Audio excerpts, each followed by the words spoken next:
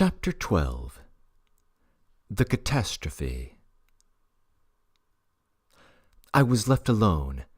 My position was insufferable. I had been rejected, and my uncle meant to marry me almost by force.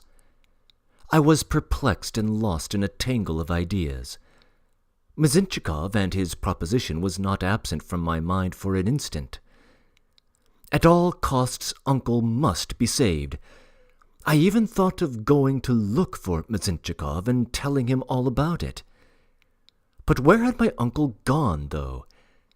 He had said himself that he was going to look for Nastenka, but had turned in the direction of the garden. The thought of secret meetings flashed through my mind, and a very unpleasant feeling clutched at my heart. I remembered what Mizintchikov had said of a secret liaison. After a moment's thought, I rejected my suspicions with indignation. My uncle was incapable of deceit. That was obvious. My uneasiness grew greater every moment. Unconsciously, I went out onto the steps and walked into the garden down the very avenue into which my uncle had disappeared. The moon was beginning to rise. I knew that garden through and through, and was not afraid of losing myself. As I drew near the old arbor which stood in solitude on the bank of the neglected, scum-covered pond, I suddenly stood rooted to the spot. I heard voices in the arbor. I cannot describe the strange feeling of annoyance that took possession of me. I felt convinced that my uncle and Nastenka were there, and went on going nearer, appeasing my conscience by thinking that I was walking at the same pace as before, and not trying to approach stealthily. Suddenly there was the distinct sound of a kiss, then stifled exclamations, and immediately afterwards a shrill feminine shriek. At that instant a woman in a white dress ran out of the arbor and flashed by me like a swallow. It even seemed to me that she hid her face in her hands that she might not be recognized. Probably I had been noticed from the arbor. But what was my amazement when, in the swain who emerged after the flying lady, I recognized Obnoskin, who, according to Mizintchikov's words, had gone away some hours before.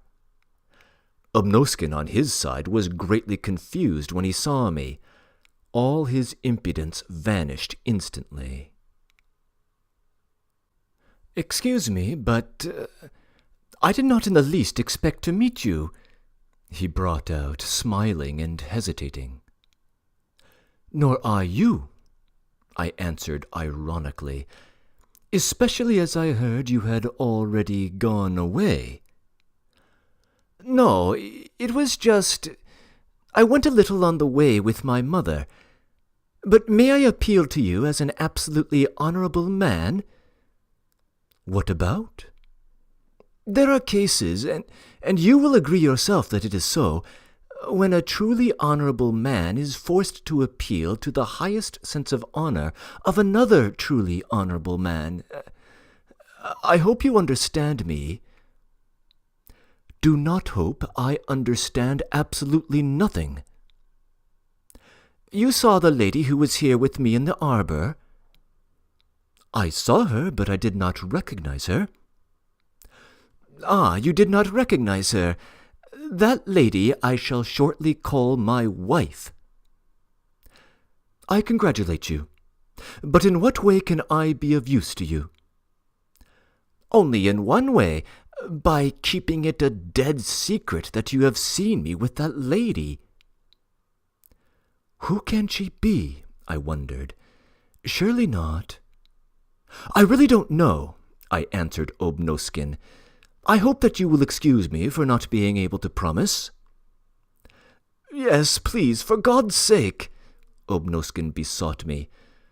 "Understand my position. It's a secret. You may be betrothed too. Then I—" "Shh! Someone is coming." "Where?" We did indeed catch a glimpse 30 paces away of the shadow of someone passing. It must be Foma Fomitch," Obnoskin whispered, trembling all over. "I know him from his walk. My God! And steps again from the other direction. Do you hear? Goodbye. I thank you, and I entreat you." Obnoskin vanished. A minute later, as though he had sprung out of the earth, my uncle was before me. "Is it you?" he greeted me. "It is all over, Seryozha. It is all over." I noticed, too, that he was trembling from head to foot. "What is all over, uncle?" "Come along," he said, gasping for breath, and clutching my hand tightly, he drew me after him. He did not utter a word all the way to the lodge, nor did he let me speak. I was expecting something monstrous, and my expectations were almost realized. When we went indoors, he was overcome with giddiness. He was deathly pale. I promptly sprinkled him with water. "Something very awful must have happened," I thought, "for a man like this to faint." "Uncle, what is the matter with you?" I asked him at last. "All is over, Seryozha. Foma found me in the garden with Nastenka, at the very moment when I was kissing her." "Kissing her? In the garden?" I cried, looking at my uncle in amazement. "In the garden, my boy. The Lord confounded me. I went there to be sure of seeing her. I wanted to speak openly to her, to make her see reason. About you, I mean. And she had been waiting for me a whole hour on the broken seat beyond the pond. She often goes there when she wants to speak to me." "Often, uncle?" "Yes, often, my boy. Of late we have been meeting almost every night. Only they must have watched us. In fact, I know that they watched us and that it was Anna Nilovna's doing. We gave it up for a time. The last 4 days we have not met, but today it was necessary again. You saw yourself how necessary it was. How else could I have said anything to her? I went in the hope of finding her, and she had been sitting there a whole hour waiting for me. She, too, wanted to tell me something." "Good heavens, how incautious! Why, you know that you were being watched." "But you see, it was a critical matter, Seryozha. There was a great deal we had to discuss together. I don't dare to look at her in the daytime. She looks in one corner, and I look in another, as though she did not exist. But towards night we meet and have a talk." "Well, what happened, uncle?" "Before I could utter a couple of words, you know, my heart began throbbing and the tears gushed from my eyes. I began trying to persuade her to marry you, and she answered me, 'You certainly don't love me, you must be blind.' And all of a sudden she flings herself on my neck, throws her arms round me, and begins crying and sobbing. 'I love no one but you,' she said, 'and won't marry anyone. I have loved you for ever so long, but I will never marry you. And tomorrow I am going away and going into a nunnery.'" "My goodness! Did she really say that? Well, what then, uncle? What then?"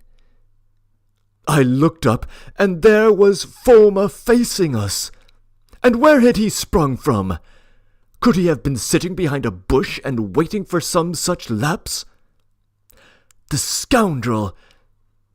I was petrified. Nastenka ran away, while Foma Fomitch passed by without a word and held up his finger at me. "Sergei, do you understand what a hubbub there will be tomorrow?" "I should think I do." "Do you understand?" he cried in despair, leaping up from his seat. "Do you understand that they will try to ruin her, to disgrace her, to dishonor her? They are looking for a pretext to accuse her of something disgraceful, and now the pretext is found. You know they will say that she is carrying on an abominable intrigue with me. You know the scoundrels made out that she had an intrigue with Dostoevsky. It's all Anna Nilovna's tales. What will happen now? What will happen tomorrow? Will Foma really tell them? He'll certainly tell them, Uncle. If he really does tell, he brought out, biting his lips and clenching his fists. But no, I don't believe it. He won't tell. He will understand. He is a man of the loftiest character. He will spare her. Whether he spares her or whether he doesn't, I answered resolutely, it is your duty in any case to make Nastasia Yevgrafovna an offer tomorrow. My uncle looked fixedly at me. Do you understand, Uncle, that you have ruined the girl's reputation if this story gets about? Do you understand that you ought to prevent that calamity as quickly as possible? That you ought to look them all in the face boldly and proudly, ought to offer her your hand publicly, to spurn their arguments and pound Foma to a jelly if he hints a word against her? My dear boy, cried my uncle, I thought of that as I came along here. And did you make up your mind? Yes, and finally, I had made up my mind before I began speaking to you. Bravo, uncle! And I rushed to embrace him. We talked for a long time. I put before him all the arguments, all the absolute necessity for marrying Nastenka, which, indeed, he understood far better than I did. But my eloquence was aroused. I was delighted on my uncle's account. He was impelled by a sense of duty, or he would never have taken a stand. He had the deepest reverence for duty, for obligation.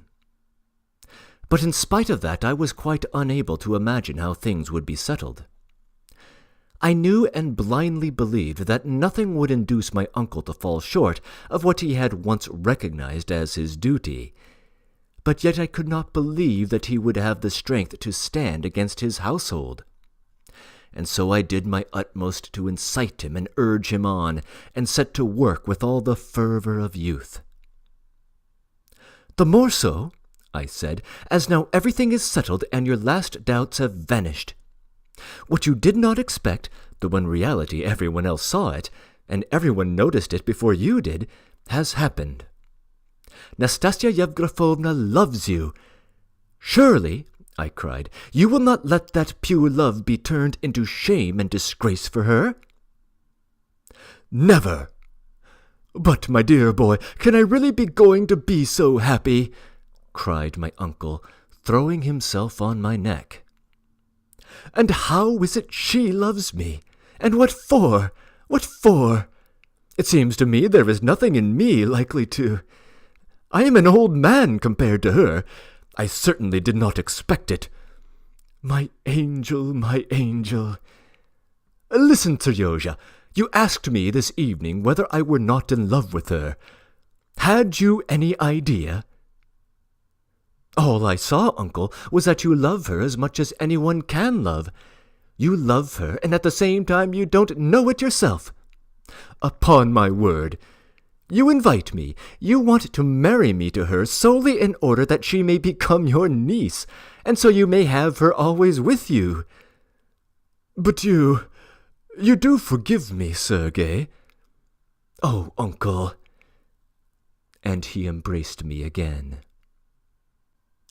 "Mind, Uncle, they will all be against you. You must stand up for yourself and resist them, and no later than tomorrow."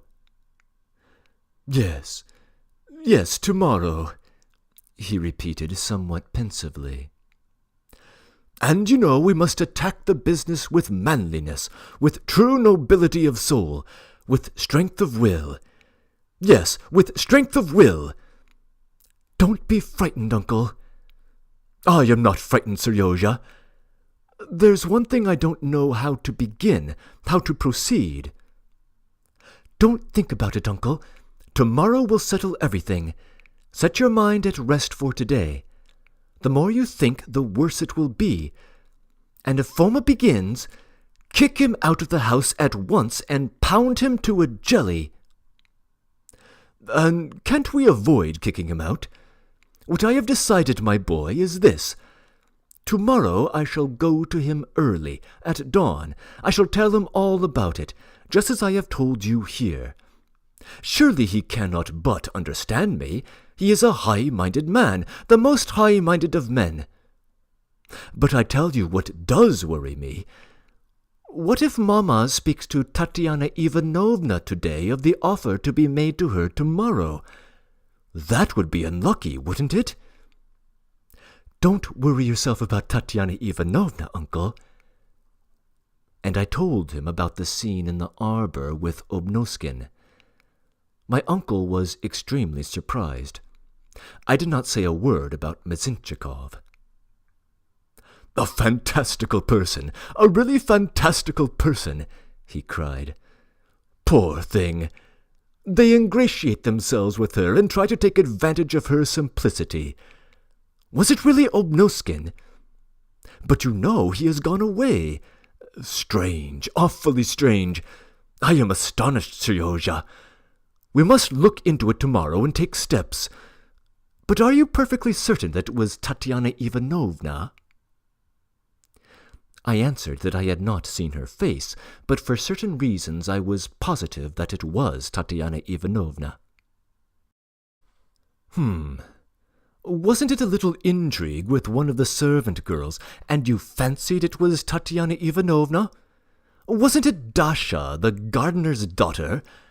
A sly hussy. She has been remarked upon, that's why I say so. Anna Lilovna caught her. But it wasn't she, though. He said he meant to marry her. Strange, strange. At last we parted. I embraced my uncle and gave him my blessing. Tomorrow, he repeated. It will all be settled. Before you are up, it will be settled.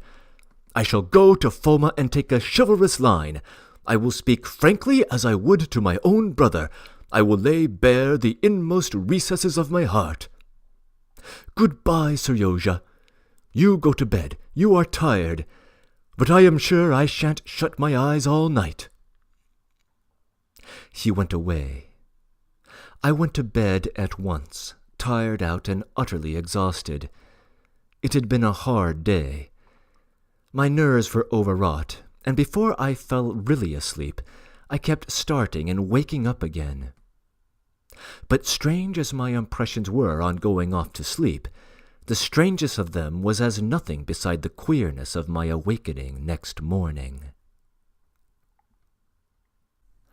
Breaking in. This concludes part 1 of The Village of Stepanchikovo. Since we are now at our intermission, it may be a good time to take quick stock of where we are in the plot. The plot movement itself surrounds the two eligible women, the poor, young, and intelligent governess Nastenka, and the rich, middle-aged, and weak-minded Tatiana Ivanovna. In the case of Nastenka, things have become simple. Nastenka and Yegor Ilyich are in love, and the narrator, who initially thought he would be marrying Nastenka, has discovered that he was summoned primarily to provide for her material welfare in the event that his uncle was required to marry Tatiana Ivanovna. Tatiana Ivanovna, by contrast, is the target of all the schemers in Stepanchikovo. The unholy trinity of Madame la Générale, Foma Fomitch, and Miss Peripolitsyn are pushing her marriage to Yegor Ilyich, while Mizintchikov has been scheming his preemptive elopement. But Obnoskin, with the help of his mother perhaps, has apparently gotten the scoop on them all. We don't yet know much about Tatiana Ivanovna, and some further information about her backstory is on the way. Then there are the peripheral figures with their various concerns. The boisterous landowner Batchev, the intelligent buffoon Yezhevikin, the unwitting clown Vodopliasov, and so on. But the real story of Stepanchikovo is, of course, the perverse power dynamic between Yegor Ilyich and his tormentors, which has its most striking illustration in the notorious Your Excellency scene of Chapter 9. All these features will have their resolution in the second act. Part 2 is only half as long as Part 1, consisting of only 6 chapters, so expect the pace to pick up a little. End of comments.